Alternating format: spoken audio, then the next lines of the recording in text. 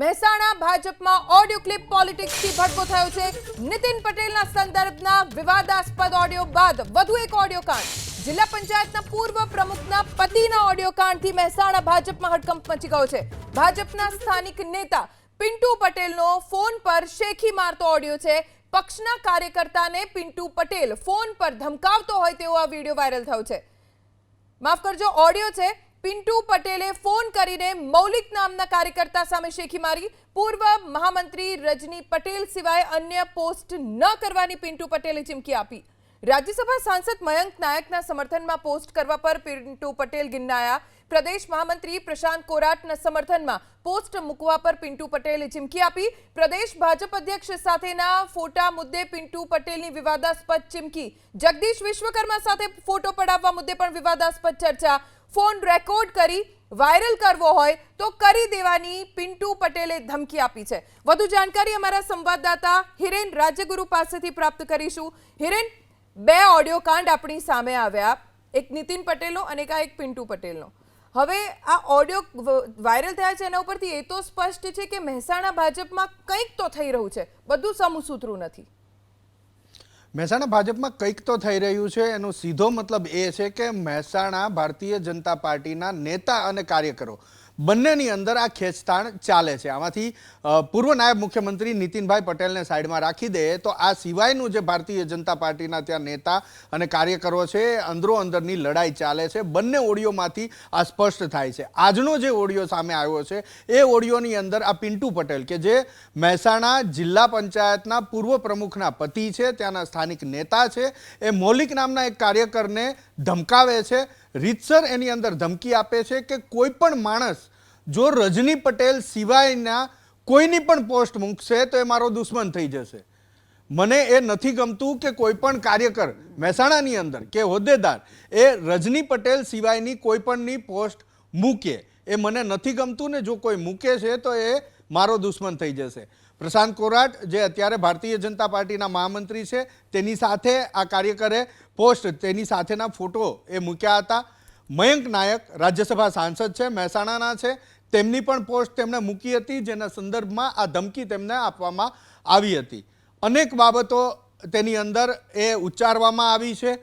કેટલાક ફોટોની પણ વાત કરવામાં આવી છે, ફોટો પડાવવાના ખર્ચને લઈને પણ વાત કરવામાં આવી છે। આવી અનેક પ્રકારની વાતો આ ઓડિયો ક્લિપની અંદર આ પિન્ટુ પટેલ કરી રહ્યા છે। જે કહી રહ્યા છે, ધમકાવી રહ્યા છે, એ તો ઠીક છે, પણ પોતે જાતે જ કહી રહ્યા છે આ મૌલિકને કે મારો ફોન રેકોર્ડ કરી લેજે અને જેને સંભળાવવો હોય એને સંભળાવી દેજે। મૌલિક એમ કહે છે કે મેં કોઈ ફોન રેકોર્ડ નથી કર્યો ને હું નથી કરતો। તે પોતે કહે છે કે હું કહું છું ને તને ફોન રેકોર્ડ કર અને આ સંભળાવજે જઈને, તારે જેને સંભળાવવા હોય એને। ગંદી વાત પણ અંદર, અપશબ્દો પણ બોલે છે, અભદ્ર ભાષાનો પણ પ્રયોગ તેની અંદર કરે છે। આ એક બાબત એ છે। ગઈકાલે જે ઓડિયો સામે આવ્યો હતો કે ચંદ્રકાંત પટેલ જે વોર્ડ નંબર 8 મહાનગરપાલિકા મહેસાણા ત્યાંથી ચૂંટાયા છે, એ નાયબ મુખ્યમંત્રી નીતિન પટેલ માટે જે વાત કરે છે, એમના માટે જે શબ્દોનો પ્રયોગ કરે છે, એમાં પણ ગંદી ગાળો છે, અભદ્ર ભાષાનો પ્રયોગ કરવામાં આવ્યો છે।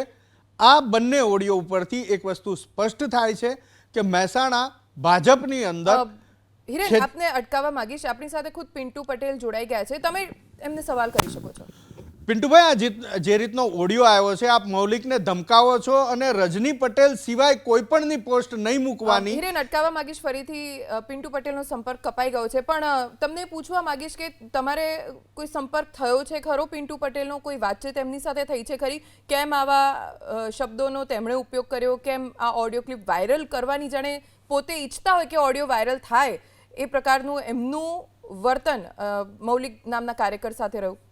જો 3 વખત મેં એમની સાથે ફોનમાં વાત કરી, 3ય વખત એ માત્ર એક જ જવાબ આપે છે કે હું તમને આવીને મળું છું, હું તમને આવીને મળું છું, બસ એટલો જ જવાબ આપે છે। આનાથી વધારે કશું બોલતા નથી। આનાથી વધારે ચોક્કસ એણે એટલી વાત કરી કે અત્યારે તેઓ મહેસાણામાં નથી, ભરૂચમાં છે, કોઈ તેમના પર્સનલ કામથી ત્યાં ગયા છે, કોઈ બીમાર છે જેને લઈ અને એ ભરૂચ ગયા છે, આવી જશે એટલે એ મને મળવા આવશે એવી વાત કરે છે। મળવાની વાત નથી। મેં એમને ત્યારે પણ કીધું હતું કે આમાં તમારે કોઈ પ્રતિક્રિયા આપવી હોય તો પણ એમનો જવાબ એ જ હતો કે હું તમને મળું છું। ધ્વનિ મૂળભૂત વિષય એ છે કે જે આ ઓડિયો સામે આવ્યા છે મહેસાણાને લઈ, કારણ કે બંને ઓડિયો મહેસાણાથી જ સામે આવ્યા છે, બંને ઓડિયોની અંદર જેમની વાત થઈ છે અને જે વાત કરે છે એ મહેસાણાના જ છે, એટલે મહેસાણાની અંદર સમૂહસૂત્રું નથી, ખેંચતાણ ચાલી રહી છે, મોટા પાયે ચાલી રહી છે, અને જે રીતના ઓડિયોની અંદર ભાષાનો પ્રયોગ થયો છે એના ઉપરથી એ સ્પષ્ટ લાગે છે કે સામ સામે, આપણે દેશી ભાષામાં કહીએ અથવા તો કહેવતમાં કહીએ કે તલવારો ખેંચાઈ ચૂકી છે, એવી પરિસ્થિતિ મહેસાણામાં ભારતીય જનતા પાર્ટીની થઈ હોય એવો સ્પષ્ટ અંદાજ આપણે લગાવી શકીએ. એ રીતની ભાષાનો પણ પ્રયોગ ત્યાં થયો છે. જી હિરેન, આભાર જાણકારી આપવા માટે. તો મહેસાણા ભાજપમાં સમૂહસૂત્રું નથી ચાલી રહ્યું કહ્યું એ સ્પષ્ટ છે. એબીપી અસ્મિતાએ પ્રયાસ કર્યો કે પિન્ટુ પટેલનો સંપર્ક કરીએ. અમારા સંવાદદાતાએ જેમ જાણકારી આપી કે 3 વખત સંપર્ક કર્યો અને પિન્ટુ પટેલે એટલું કહ્યું કે હું તમને મળવા આવું છું. જો કે પિન્ટુ પટેલની શું પ્રતિક્રિયા રહેશે તે થોડા સમયમાં ખબર પડી જશે. સમાચારોમાં આગળ વધીશું.